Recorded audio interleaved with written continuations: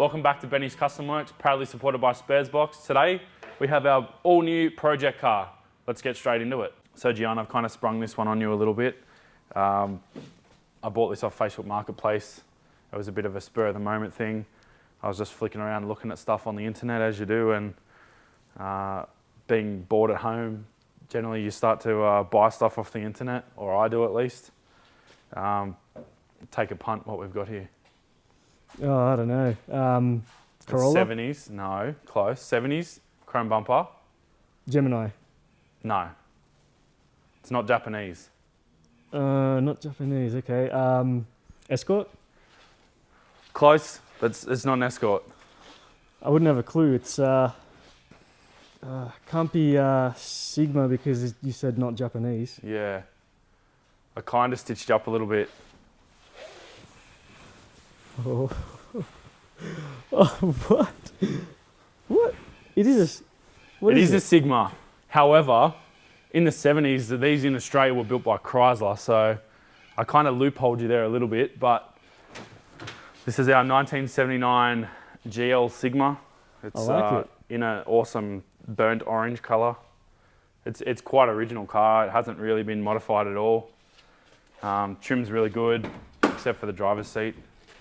But it's a little bit of a barn find in that the guy I bought it from purchased it from a deceased estate in Victoria. So this has basically lived in country Victoria its whole life until about a year ago. He brought it up here and cruised it around on Club Rego. It's got the typical old person dents in it. Both the bumper bars are a bit hammered, front guard's been pushed in, or the rear quarters and the boot's got a little bit of damage. Pretty straight overall. Sigmas are really, really bad for rust, particularly around the windscreen, which ours doesn't have any of that. The bottom of the guard's always go in these as well. This guard's not bad. There's a few rust spots in it. The left guard's perfect apart from the fact that it's got a massive big ding in it. So I think we're actually going to try and repair that guard as opposed to replacing it. But all in all, it's pretty good. The driver's door, the Bailey channel's gone. So we're going to replace all the Bailey channel that holds the glass into the door. It's going to be a cool little project. We're going to do all sorts of stuff to it. We're not going to go crazy. We're not going to cut it up.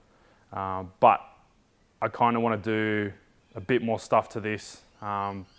We sold the K truck because I didn't want to cut it up, but I didn't want to do anything that couldn't be reversed, whereas this thing, I'm not going to be as precious with it. Although it is quite a good example, we're going to kind of go a little bit more crazy with it. We're going to do some awesome wheels with Barrel Brothers. We're actually going to measure those up today because the process of building those wheels takes about 2 to 3 months. So the quicker we get onto that, the quicker we can get them back. And that means while the wheels are being built, we can do the rest of the car, and basically the wheels will end up being the last thing. There's a few things on the interior I want to try and fix up, just broken trim clips and other bits and pieces. Funnily enough, I was driving around town yesterday and I saw a guy with the exact same Sigma on his trailer. Hit him up and he gave me his business card. He's actually going to strip it, so we'll probably try and pick some bits off that car. Yeah, we're going to go up on the hoist, go right over the car, work out what it needs for a roadworthy. It is unregistered, there's no rego on it currently, so we want to go right through it so that it's as safe and as roadworthy as possible. Being a car that's 40 odd years old, I'm sure we're going to find bits and pieces that are going to stop it getting a roadworthy in its current condition. Yeah, but today, basically the idea of today is to go right through it and get a bit of a plan as to what we're going to do, what parts we're going to need to order, and maybe start doing a couple little things. Like I said, we're going to measure the wheels up, so we'll first thing we'll do, we'll chuck it up. I'll go right through it as if we're going to do a roadworthy inspection on it. We'll discuss what's required and yeah, go from there. So we'll whiz it up. First thing we'll do, run around, check all the suspension and the wheel bearings, and yeah, then we'll go right under it, check for oil leaks and things like that. So we've got some movement in that wheel bearing, but these are old school style bearings, so I'll probably just clean and re-grease those bearings and then readjust them. They're not noisy. Like I've driven it around the block. And they're not noisy. So when I went and road tested it, it had Club Rego on it, and yeah, they weren't noisy and doing anything weird. But there's probably a little bit too much movement there for a rego inspection.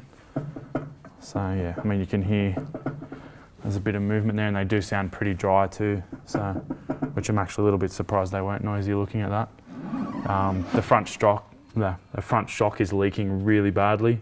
This bearing's got a little bit of movement as well, but we'll strip and clean both of those wheel bearings. Bigger concern is the idler arm's got so much movement in it.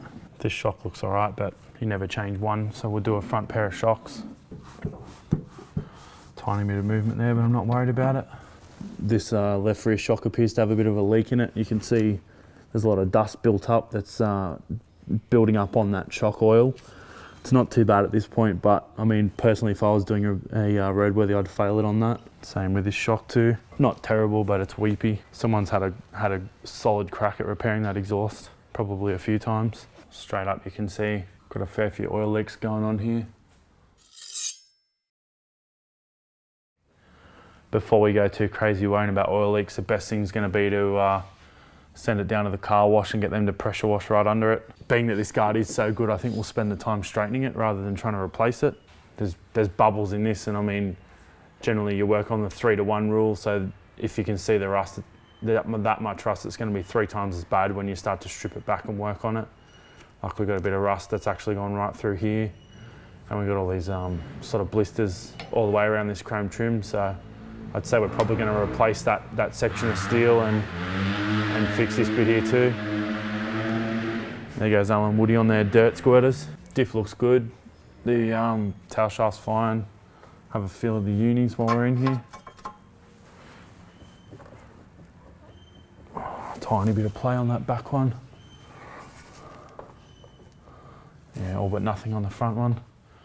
I'm not going to get too tied up in tail shaft stuff.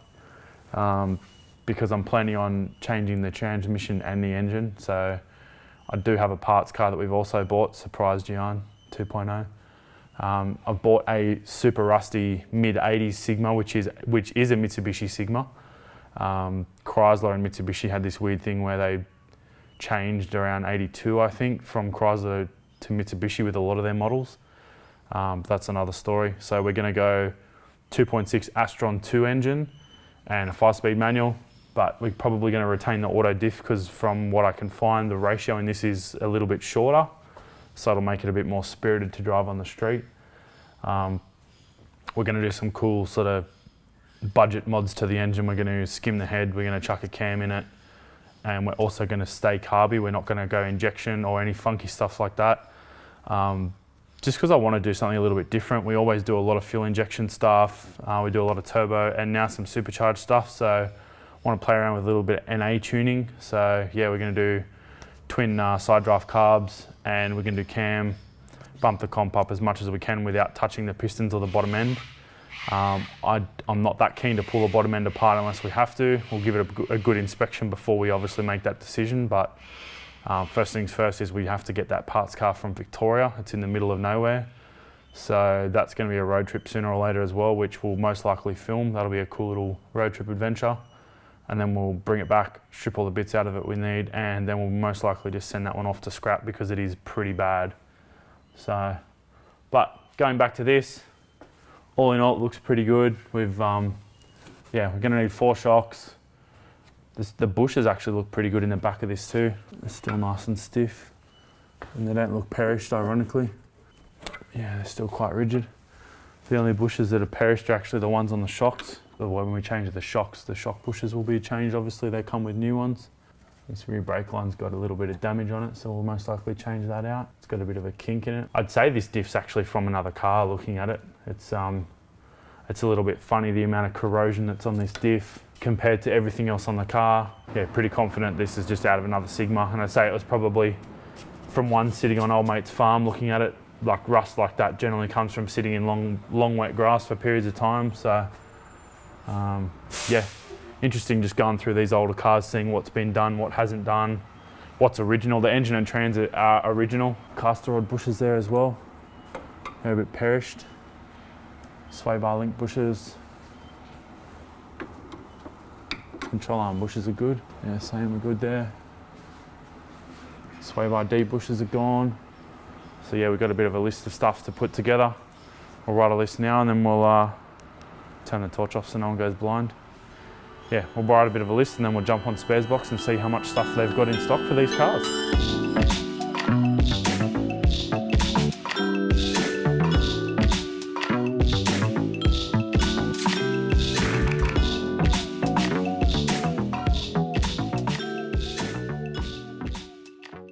Now comes the fun part that I've been waiting for. We're going to put our core wheels, I guess you'd call, on the car. They're 14 by 6s, I think, currently, or 14 by 6.5. So we're going to bolt them onto the car and give it a good old measure up, so that is the worst sound in the world apart from a trolley jack on concrete. So that we can measure them up and send them down to Barrel Brothers for some widening action. My goodness, that's a terrible sound. These also aren't the original hubcaps.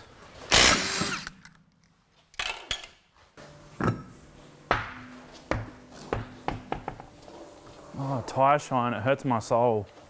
So greasy. These are our core wheels. They are Volk mesh. I don't know the actual model name, so these are from the late 70s, which is pretty cool. Any of you train spotters that have been watching a lot of our Cresta videos will probably actually recognize these, or this design, as the same wheels that are on our car trailer. Obviously they're the 5-stud version.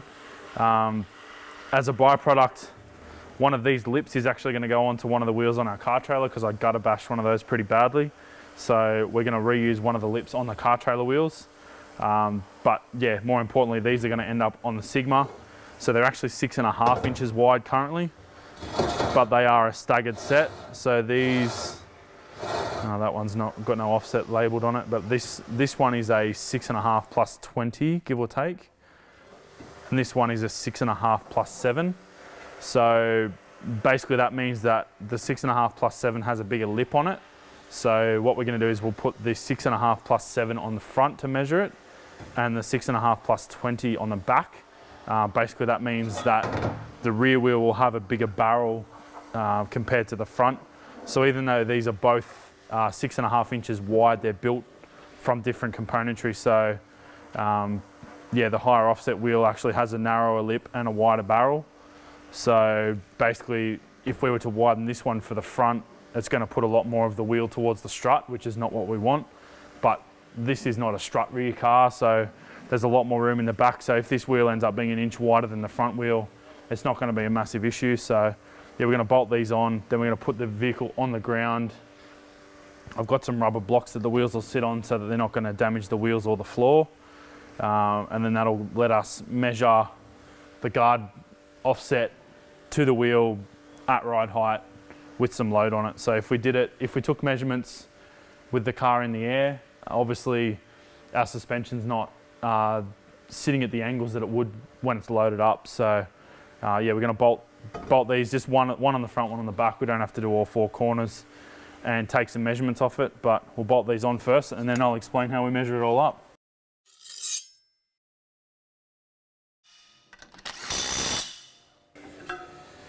And they're only heaps buckled.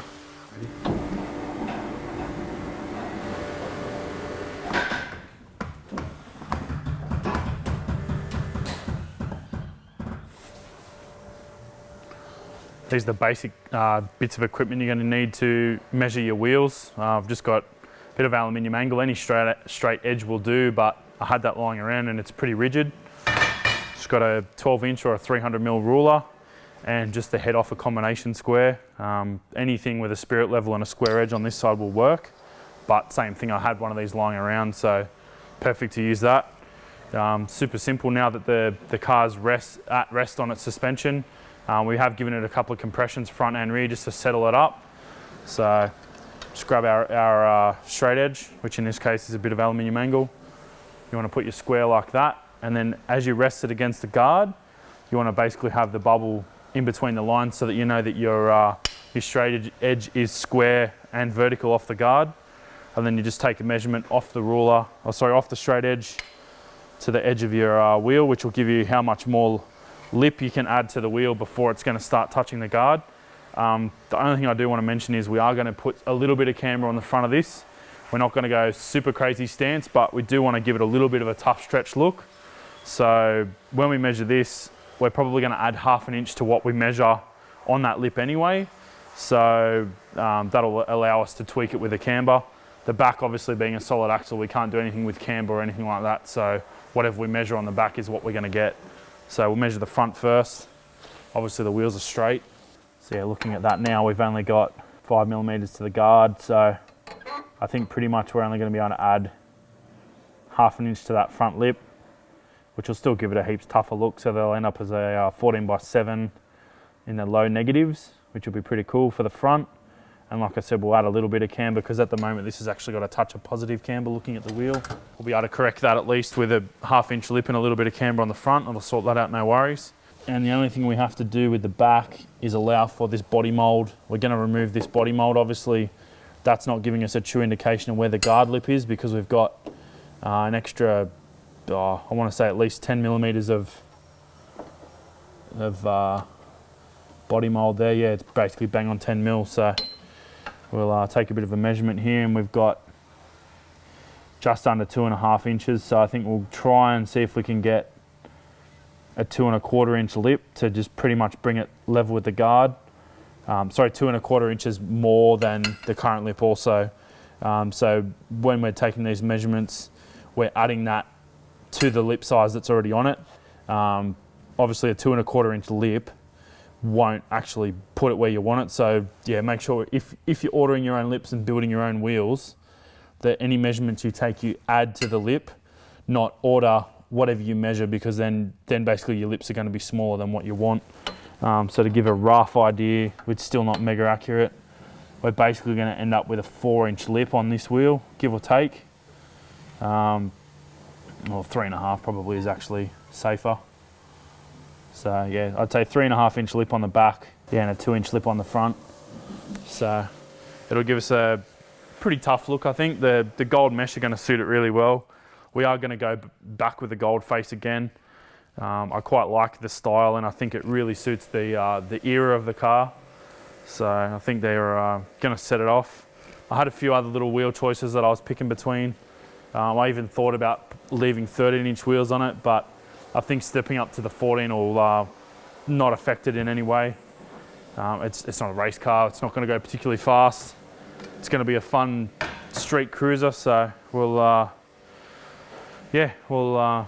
send these wheels off to Mark and get them straight onto it, and hopefully they can order some lips this week. Then yeah, it's kind of a 12-week process while the lips get made, because these guys only use Australian-made products.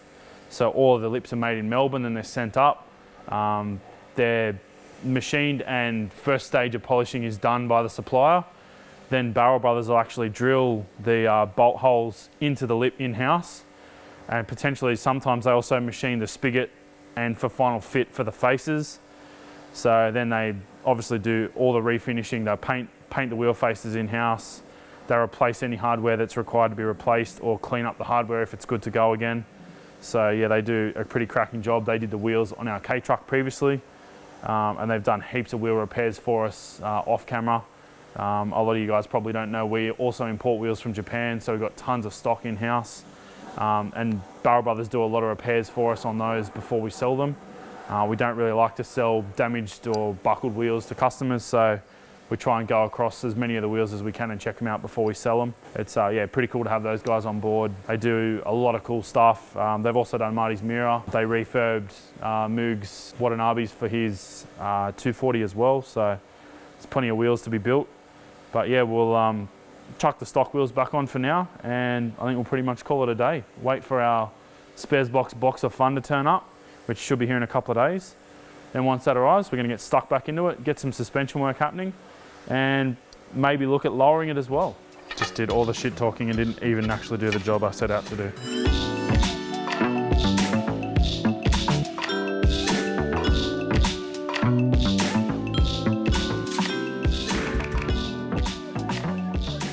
Well, that's the first episode done on a Sigma. I really hope you guys like the project. If there's anything you want to see done to it, please let us know in the comments. We want to make this one a little bit more interactive. I do want to do it a bit of a like a JDM kind of throwback styling with it. Like want to do a chin spoiler, maybe some guard mirrors. But yeah, if there's something you guys want to see done to it, please let us know in the comments. We're going to try and do like some rust repairs and some fabrication type stuff on it as well.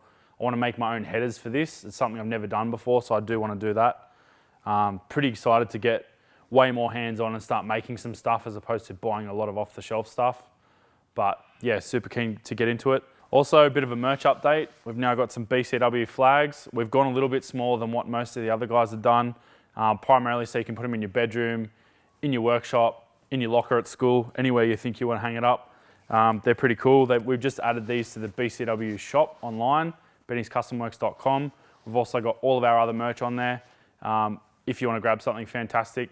We're also going to be sending some of these out to some of our Patreons as well. So thanks to those guys for being on board, following us, and contributing via Patreon. Yeah, thanks to everyone who's supporting the channel, everyone who's watching. Like I said before, if there's something you want to see us do on this, please let us know in the comments. Thanks for watching, guys, and we'll see you next time.